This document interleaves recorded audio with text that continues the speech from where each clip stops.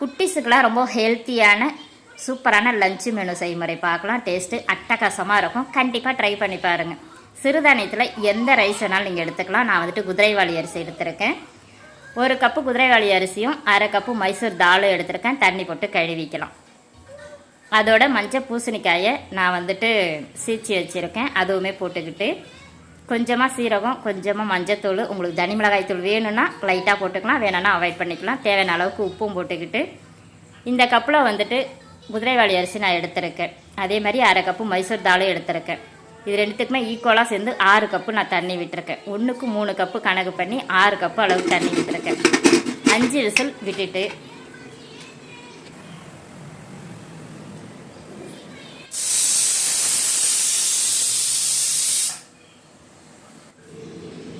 ப்ரெஷரெல்லாம் அடங்கினதுக்கப்புறம் நம்ம ஓப்பன் பண்ணி பார்த்தா ஒன்றோட ஒன்று நல்லா வெந்து போய் மசிச்சு போய் இருக்கும்.